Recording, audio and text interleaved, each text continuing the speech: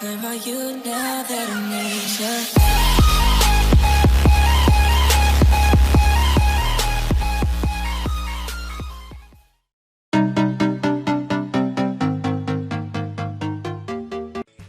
Muy buenos días, profesor, directora Melis y compañeros. Mi nombre es Sandra Rocío Laveriano Chávez y soy del quinto grado de primaria. El día de hoy el tema que me tocó exponer es sobre los cuadriláteros, trapecio y trapezoide. El trapecio tiene un par de lados llamados base. Se clasifica en trapecio escaleno. Los lados no paralelos tienen igual medida. Tienen diferentes medidas. Podemos ver en esta gráfica que es un trapecio escaleno, trapecio isósceles. Los lados no paralelos tienen igual medida. AB igual a CD. Los ángulos formados en las bases iguales, también los ángulos diferentes en el sumado dan 180 grados. A más B es igual a 180 grados. Por ejemplo, este dibujo es un trapecio isósceles. Ahora vamos a hablar sobre el trapecio rectángulo. Tienen dos ángulos que miden 90 grados. Los ángulos diferentes en él sumados dan 180 grados. A más B es igual a 180 grados. Este es un dibujo de un trapecio rectángulo. Ahora vamos por un ejemplo. Allá nos dice que tenemos que hallar la medida del ángulo mayor si el otro ángulo mide 80 grados. Y luego, usando la propiedad de la suma de los ángulos internos de un cuadrilátero, que esto es igual a 360 grados, sabemos que X más 80 más 90 grados es igual a 360 grados.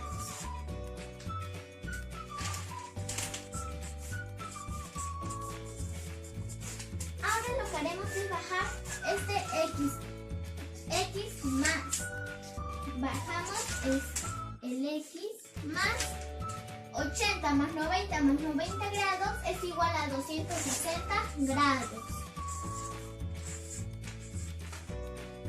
Y lo ponemos igual a 360 grados. De ahí este X de 260 grados lo bajamos y ponemos igual a 360 grados. Nosotros no podemos acá bajar otra vez 360 grados. ¿Por qué? Porque el 260 grados no lo vamos a dejar así nomás. Lo que haremos es poner 360 grados menos 260 grados, ya que aquí están sumando. Ponemos 360 menos 260 grados. ¿Y cuánto es 360 grados menos 260 grados? A ver quién me responde. A ver, Pamela, ¿cuánto es 360 grados menos 260 grados? Muy bien, Pamela, es 100 grados. Sería X igual a 100 grados. Y ya está. Esto ha sido todo por mi exposición. Espero que les haya gustado. Gracias. Estimados profesores y compañeros, mi nombre es Estefan Montesa Carpio, alumno del quinto grado de primaria. Hoy día les voy a exponer el tema de perímetro de figuras planas. Ahora vemos una idea de perímetros. El perímetro es la suma de las medidas de los lados de un polígono. El polígono es una figura geométrica plana. Aquí tenemos algunos ejemplos de polígonos: triángulo, pentágono y octágono. Ahora veamos un ejemplo para encontrar el perímetro de un polígono. Calcular el perímetro del siguiente polígono. Vemos que nos está dando un rectángulo y sus medidas.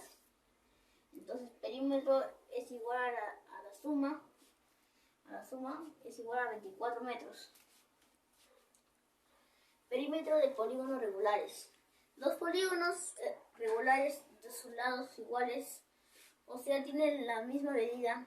Basta saber la medida de un lado para conocer el perímetro del polígono. Se puede aplicar la siguiente fórmula. El perímetro de polígono regular es igual a la medida de un lado por número de lados. Ahora vamos a ver un ejemplo. Un triángulo equilátero. Un triángulo equilátero tiene 3 lados. Que uno solo tiene 5 metros. Significa que si 5 metros, los demás son 5 metros. Entonces, el perímetro es igual a 5 metros por 3 lados, es igual a 15 metros. El cuadrado igual. El cuadrado tiene 6 metros. Da igual que tenga los demás, son 6 metros, porque es un cuadrado.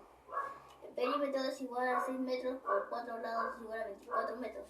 Cuando los lados de un polígono lleven símbolos idénticos, significa que sus lados tienen medidas iguales. Estos símbolos significa que las medidas son iguales. Por eso que el perímetro es igual a 5 metros más 3 lados, igual a 15 metros. Los 3 lados, este y este. Allá el perímetro de la siguiente figura simétrica. La figura simétrica es aquella que al cortarse con una línea se divide en dos figuras iguales. Aquí vemos que nos está dando una figura simétrica y algunos de sus ángulos y de sus lados, de sus lados. Por lo tanto, hemos dibujado otra figura simétrica y ahora encontramos sus demás lados. Y con una línea se dividen dos figuras iguales y podemos encontrar sus lados. Si acá tiene 3 metros, acá también tiene 3 metros. Si acá mide 8 metros, acá también mide 8 metros. Si acá mide 9 metros, acá también mide 9 metros. El perímetro es igual a todos sus lados. La suma es igual a 46 metros. Muchas gracias. Directora, profesores, compañeros, les habla Jorge Valentina Requijo Malpica del quinto grado de primaria. Espero que estén muy bien de salud con el favor de Dios nuestro creador. Hoy les voy a hablar sobre áreas de un cuadrilátero. Primero, ¿qué es un área? Es la medida, la región y la superficie encerrada por una figura geométrica. Ahora, ¿qué es un cuadrilátero?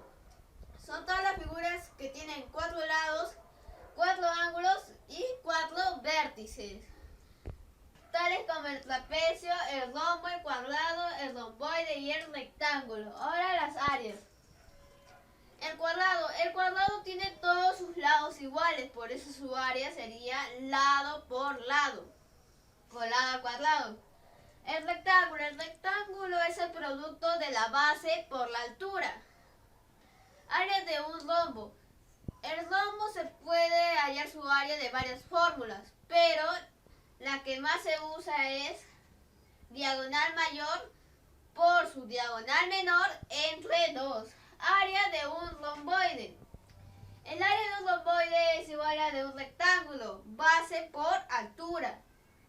Área de un trapecio. Esta es la suma de sus bases, tales como la base mayor y la base menor, por su altura entre 2. Ahora unos ejercicios. Acá nos dice, si el área del romboide es 126 centímetros al cuadrado, determina la altura B y F. Esto es un romboide y sabemos que el área de un romboide es base por altura. Entonces reemplazamos.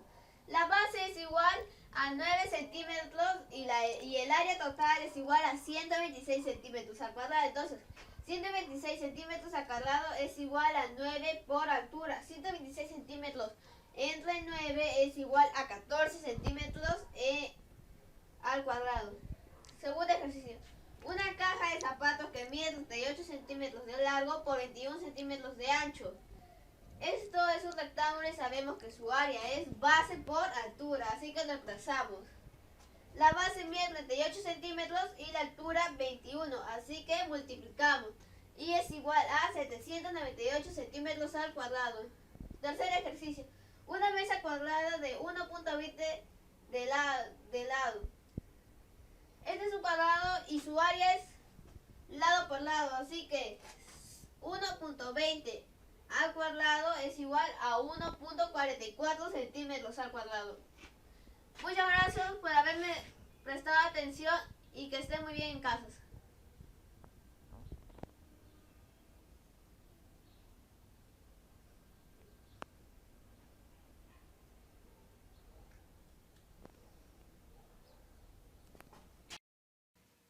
Buenos días compañeros, buenos días profesor. Yo hoy voy a exponer sobre el área del triángulo. El área de un triángulo está determinada, o mejor dicho, se puede calcular con la multiplicación de base por altura dividiendo entre 2. Acá tenemos 3 ejemplos.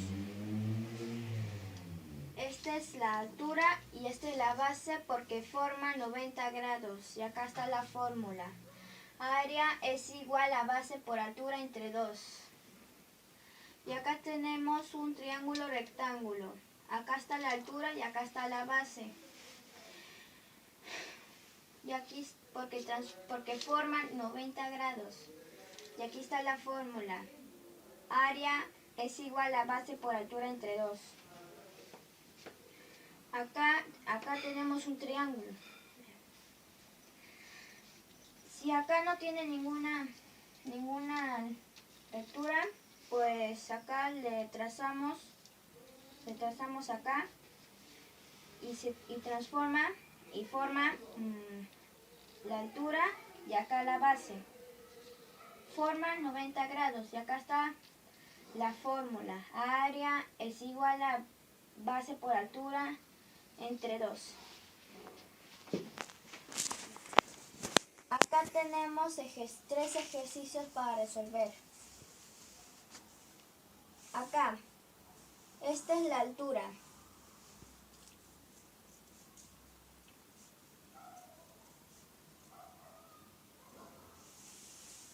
Acá, esto es la base.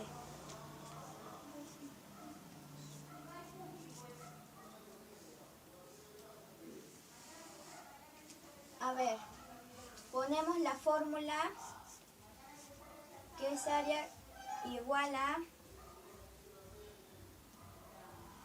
4 por 5 entre 2. Área es igual a 20 entre 2. No va a alcanzar espacio. Es igual a 10 cm2. Acá tenemos otro ejercicio.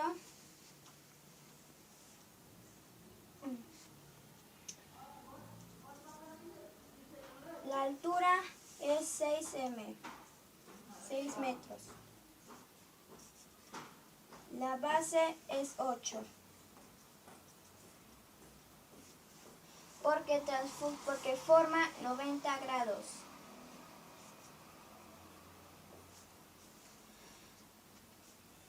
Acá vamos a poner la fórmula de nuevo.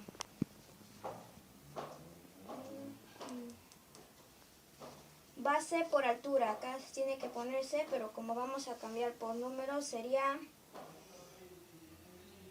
8 por 6 entre 2.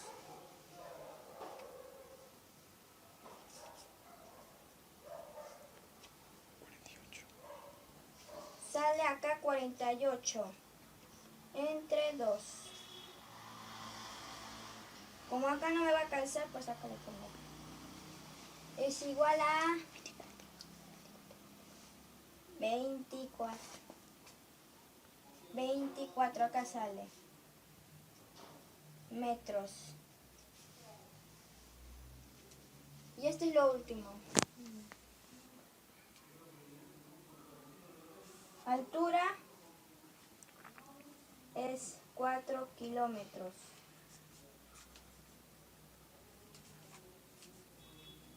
La base es 5 kilómetros.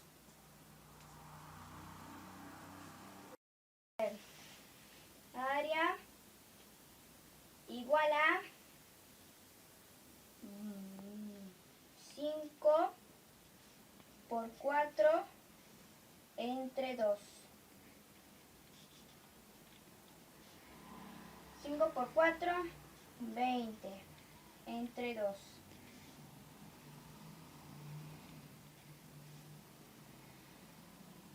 Sale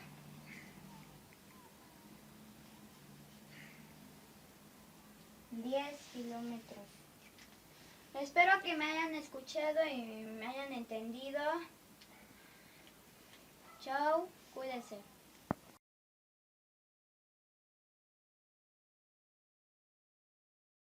Mi nombre es Sid Servíncula y el tema de hoy que me tocó exponer se llama el planteo de ecuación. Hoy les voy a explicar cómo podemos transcribir un enunciado en lenguajes matemáticos a través de números y letras. Sugerencias para tener en cuenta un planteo de ecuación son leer cuidadosamente el texto del problema hasta comprender de qué se trata. Recuerden que la matemática no solamente es saber sumar, restar, dividir, multiplicar, también es poder analizar y reflexionar el enunciado que nos sitúa el problema. Ubicar los datos y las preguntas. Elegir la o las variables con las cuales se va a trabajar. Elegir cuidadosamente una variable que tenemos que trabajar dándole un nombre que sea identificado. Por ejemplo, por una puede ser X o Y. Relaciona los datos con las variables para plantear uno o más ecuaciones que al resolver nos den una solución del problema. Y aquí podemos encontrar unas expresiones matemáticas de la adición, sustracción, multiplicación y división. Pero estas no son las únicas, hay muchos más sinónimos. Y aquí voy a hacer un ejercicio para que se entienda más el tema. Un número aumentado en 10. Acá sería un número, yo pondría X aumentado más 10. Y aquí en la segunda sería un número restado en 45. Un número sería, yo pondría Y restado en 45. El triple de un número, para no estar poniendo 3 por 3 por 3, sería 3 por. Y aquí la octava parte de un número sería X por 4. Muchas gracias por su atención. Buenos días, profesor Joel, profesores, directora y compañeros generales. Mi nombre es Carlos Esteban Carrasco Fernández y soy alumno del quinto grado de primaria. Hoy día voy a exponer el tema de álgebra y mi tema se llama los intervalos. Primero voy a empezar a hablarles sobre qué es un intervalo y luego voy a pasar a hablarles sobre su clasificación y sus tipos.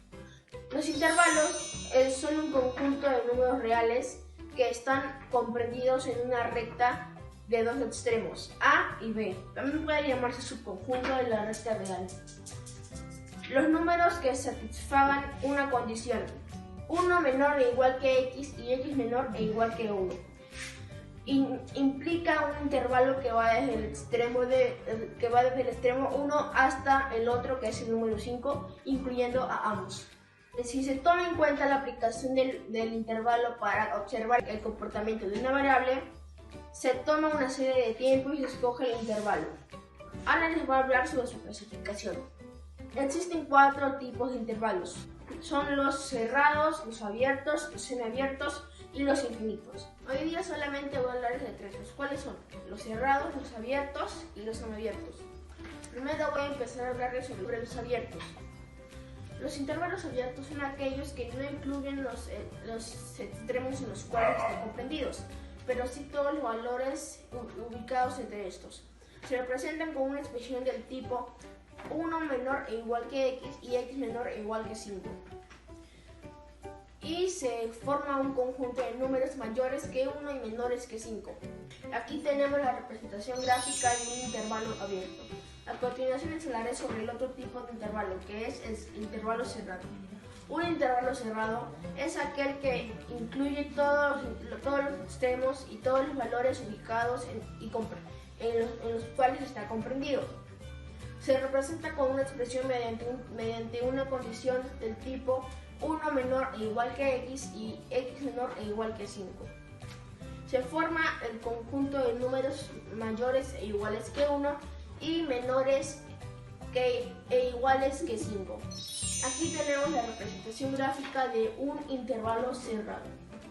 A continuación les hablaré sobre el último tipo de intervalo, el cual es el intervalo semiabierto. Un intervalo semiabierto es aquel que tan solo usa un extremo de los cuales está comprendido, pero sí todos los valores. De modo que uno queda excluido. Hay un 50% de probabilidad de que un intervalo quede excluido o incluido. Puede ser el derecho o el izquierdo. Ahora voy a hacer desaparecer mi hoja de ejercicios. Bueno, aquí tenemos mi hoja de ejercicios y solamente vamos a hacer un ejercicio, el cual dice x está entre menos 2 y 7. Bueno, aquí tenemos una recta numérica con los números del menos 7 hasta el 8. Primero vamos a plantear una línea vertical entre el número menos 2 y el número 7. Ahora vamos a unir estas líneas.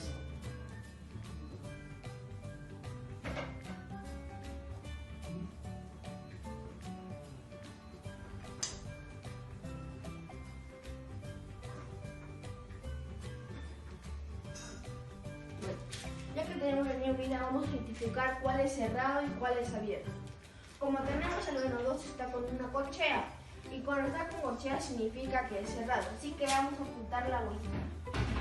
Y como es que tiene un signo de menor y mayor, vamos a dejar la bolita sin pintar. Y aquí y uno de estos números puede ser la X, así que ponemos que la X está entre menos 2 cerrado y 7 abierto. Espero que me hayan entendido. Esta ha sido la explicación del día de hoy. Nos vemos en otra oportunidad. Chao. Buenos días, profesor Joel, directora Melissa y queridos compañeros. Hoy yo voy a hablar sobre inecuaciones de primer grado. Una inecuación es una desigualdad entre dos expresiones algebraicas. Los símbolos de desigualdad que se pueden usar en una inecuación son: este símbolo se lee menor que, este símbolo se lee menor o igual que, este símbolo se lee mayor que. Por último, este símbolo se lee mayor o igual que. Practicando la lectura, x es mayor que 11, x es menor o igual que 9, 3 es menor o igual que x, 5 es mayor que x, 7 es mayor o igual que x. Por último, 7 es menor que 12. Siguiente. Ejercicios. Hallar y representar el conjunto solución de 3x más 5 mayor que 26. 3x mayor que 26 menos 5 sale 3x mayor que 21.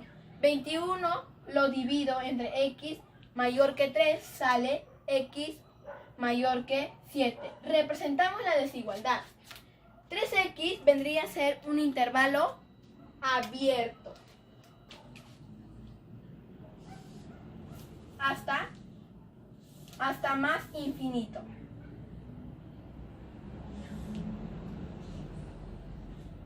¿Qué tiene que ser un intervalo abierto? ¿Y cuál es un intervalo abierto? El punto es sin pintar.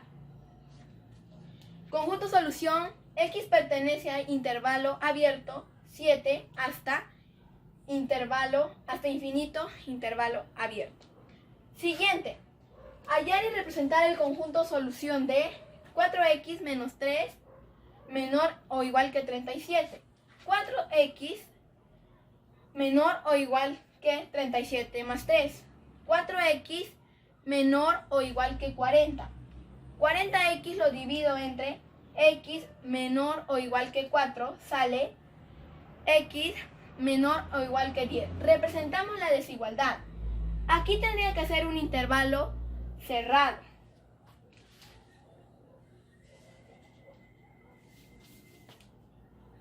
Hasta menos, hasta infinito menos. Tendría que ser un intervalo cerrado y cuando es un intervalo cerrado el punto es pintado.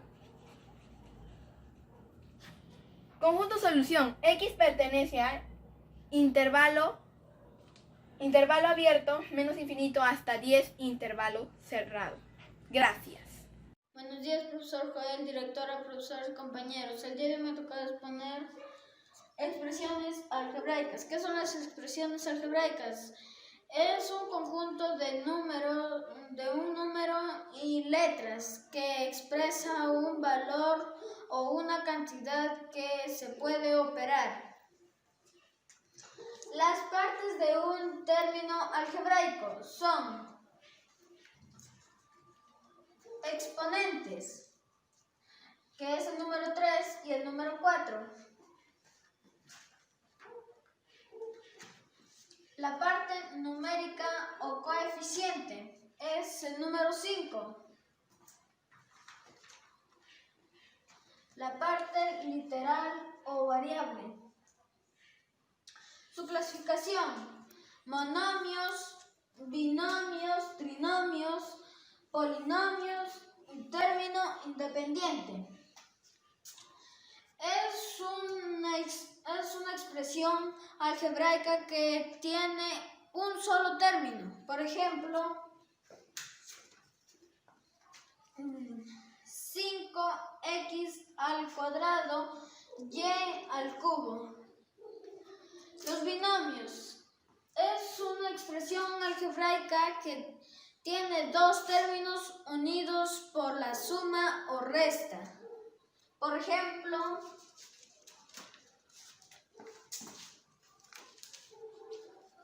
8z al cubo menos y a la cuarta.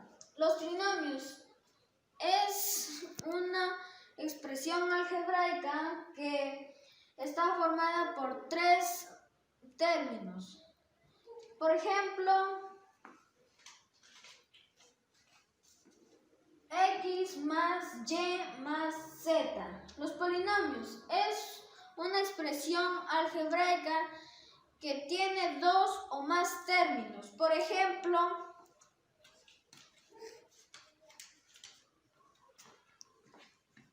m al cuadrado más y al cubo menos x a la cuarta más 4m al cuadrado.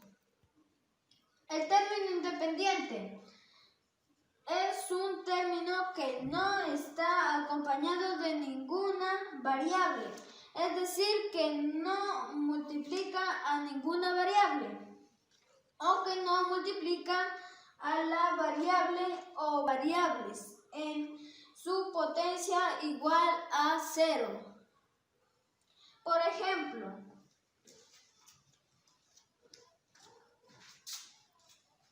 z al cubo más z al cuadrado menos 4z al cuadrado a la cuarta menos 2z más 8.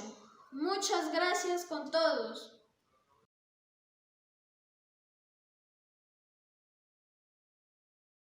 Directora, profesores y compañeros. Hoy me toca exponer el tema de teoría de los números primos. Clasificación. Números simples. Son aquellos números los cuales aceptan uno o máximo dos divisores y son la unidad y primos absolutos. ¿Qué es la unidad? Es el número 1, el cual acepta un solo divisor, o sea, el mismo 1. Primos absolutos. ¿Qué son los primos absolutos? Son aquellos números los cuales aceptan dos divisores, la unidad y el mismo número. Comúnmente llamados números primos son el 2, el 3, el 5, el 7, el 11, el 13, el 17 y hay infinitos. Pero ojo al piojo, presten mucha atención porque hay algunas observaciones. Como primera observación tenemos a que existen infinitos números primos. Segunda observación tenemos a que el único número primo par es el 2. Como tercera y última observación tenemos a que los únicos números consecutivos que son primos son los números 2 y 3. Les he graficado una pequeña tabla para que me entiendan mejor, enumerada del 1 al 3. Vamos a empezar por el número 1. El número 1 se puede dividir entre 1. El número 2 se puede dividir entre 1 y entre 2. El número 3 se puede dividir entre 1 y entre 3. El número 4 se puede dividir entre 1, entre 2 y entre 4. El número 5 se puede dividir entre 1 y entre 5. El número 6 se puede dividir entre 1, entre 2, entre 3 y entre 6. El número 7 se puede dividir entre 1, entre 7. El número 8 se puede dividir entre 1, entre 2, entre 4 y entre 8. El número 9 se puede dividir entre 1, entre 3 y entre 9. El número 10 se puede dividir entre 1, entre 2, entre 5 y entre 10. El número 11 se puede dividir entre 1 y entre 11. El número 12 se puede dividir entre 1, entre 2, entre 3, entre 4, entre 6 y entre 12. Y por último, el número 13 se puede dividir entre 1 y entre 13. Aquí abajo les he puesto la cantidad que tiene cada número. Los que tienen dos divisores son números primos. Ahora veamos si un número es primo. Sigamos los siguientes pasos. Vamos a trabajar con el número 101. El número 101 le vamos a sacar su raíz cuadrada, que es 10.049875. Ahora vamos a sacar los números primos menores o iguales que 10. Vamos a empezar por el más pequeño, que es el 2. Luego el 3, luego el 5, luego el 7. No puse el 10 porque el 10 no es número primo. Ahora vamos a sacar si 101 se puede dividir entre 2, entre 3, entre 5 y entre 7. La divisibilidad del 2 dice que si termina en 0 o en número par.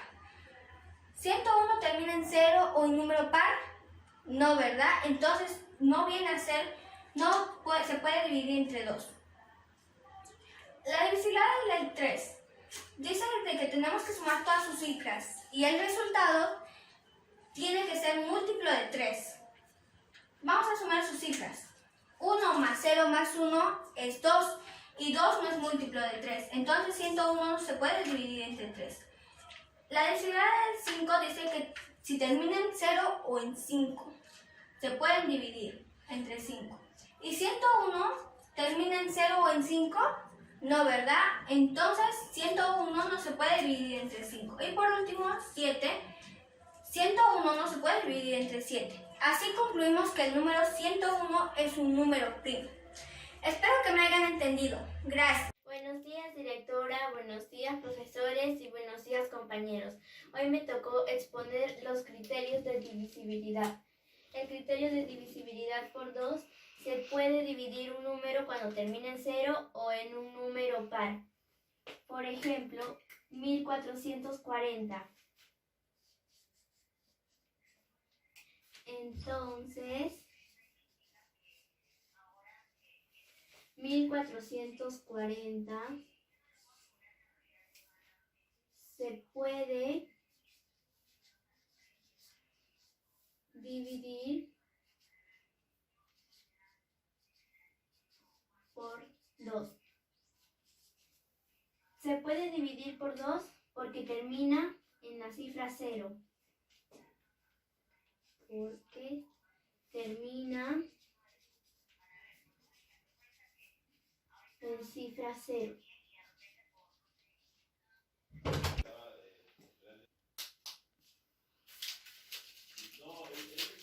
Ya.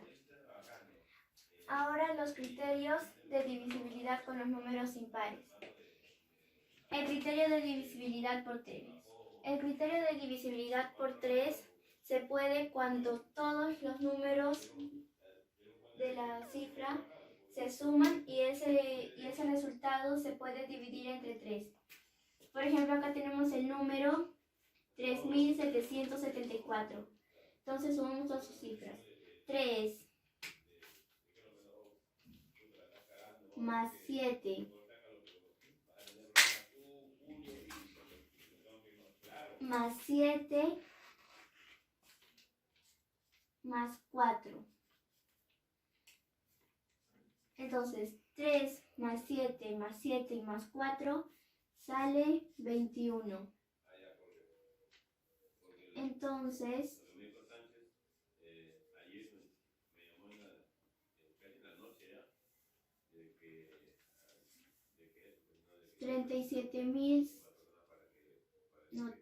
3.774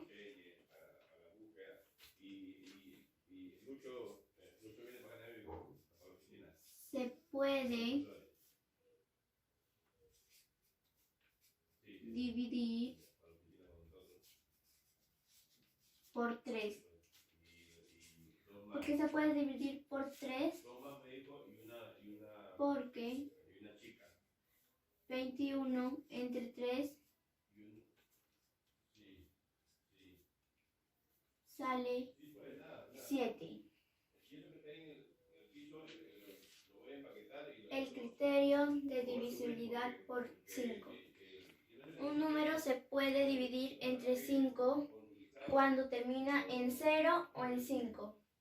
Por ejemplo, tenemos 73.485. Entonces,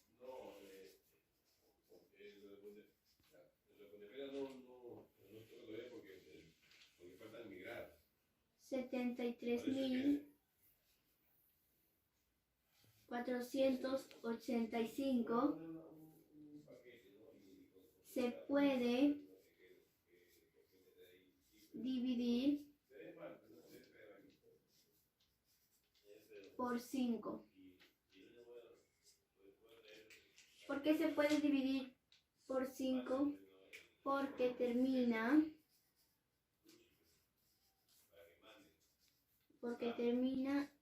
en cifra 5. Entonces, 73.485 entre 5 es igual a 14.697. El criterio de divisibilidad por 9. Un número se puede dividir entre 9 cuando todas sus cifras se suman y el resultado se puede dividir entre 9. Por ejemplo, tenemos 7.263. 7 más 2 más 6 y más 3 es igual a 18.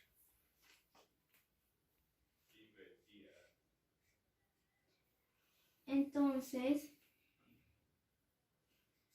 7.263 se puede dividir por 9. ¿Por qué se puede dividir por 9? Porque todas las cifras que sumamos nos salió 18. Y 18 entre 9 es igual a 2. Buenos días, profesor Joel y compañeros. Otra vez con ustedes. Como ya me conocen, mi nombre es Génesis Alison Mauricio Cóndor y soy de quinto de primaria. Mi exposición es acerca de los múltiplos y divisores. Los múltiplos. El múltiplo de un número se obtiene al multiplicar ese número por cualquier otro número entero y son infinitos. Y los números enteros son positivo, negativo y 0. Empezaré con un ejemplo. Para hallar el múltiplo de 4 necesitamos multiplicar empezando desde el 0. 4 por 0 es 0. Y como el 0 en mi resultado vendría a ser múltiplo de 4. 4 por 1 es igual a 4. Y como el 4 en mi resultado vendría a ser múltiplo de 4. 4 por 2 es igual a 8. Y como el 8 en mi resultado vendría a ser múltiplo de 4. Y así sucesivamente, el 4 también se puede multiplicar con números altos. ¿Por qué? Porque los números son infinitos, no se pueden terminar de contar. Segundo ejemplo, también se pueden hallar los múltiplos con los números negativos. Por ejemplo, para hallar el múltiplo de 5 necesitamos multiplicar empezando desde el menos 1. 5 por menos 1 es menos 5. Y como hay menos 5 en mi resultado vendría a ser múltiplo de 5. 5 por menos 2 es igual a menos 10. Y como el menos 10 en mi resultado vendría a ser múltiplo de 5. Y así sucesivamente, el 5 también se puede multiplicar con números negativos mayores. Una cosa importante que tenemos que resaltar: múltiplos de 0 solo tiene un múltiplo y es el mismo. Por ejemplo, el múltiplo de 0 es igual a 0. ¿Por qué? Porque 0 por 0 es 0. Pero el 0 sí es múltiplo de todos los números. Por ejemplo, el 0 es múltiplo de 10. El 0 es múltiplo de 4. Vamos con el siguiente punto. Múltiplos de 1 es el número que tiene como múltiplos a todos los números que existen, tanto como números negativos como números positivos. Divisores. Los divisores de un número son aquellos valores que dividen al número en partes exactas. Por ejemplo, si yo digo el número 3 será divisor de 12, ¿cómo puedo saber? Dividiendo, ¿verdad? 12 entre 3. Como todos sabemos, el 3 vendría a ser el divisor. Ahora, un número multiplicado por 3 que me dé 12. 3 por 4, 12. Entonces sería 4 y 12. 12 menos 12 es 0. Y como el 0 es mi resultado, mi división es exacta. Por lo tanto, el 3 sí es divisor de 12. Ahora quiero saber, ¿cuántos divisores tiene el 12? Empezamos a dividir. 12 entre 1 es 12. 12 entre 2, 6. 12 entre 3, 4. 12 entre 4, 3. 12 entre 6, 2. 2 entre 7 se puede, no. Entre 8, 9, 10 tampoco. Entre 11 tampoco. Entre 12 sí se puede y sería 1. Aquí termina mi búsqueda de los divisores de 12. ¿Por qué? Porque 12 ya no se puede dividir con números altos. Los divisores de 12 son el 1,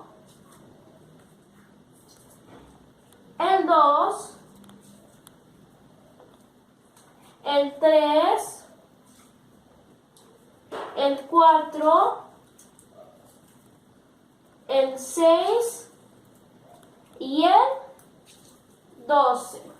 Y algo muy importante que tenemos que resaltar: en los divisores de un número tiene una cantidad determinada y no hay infinito. ¿Qué quiere decir? Que los divisores de un número sí se pueden contar. Y también los números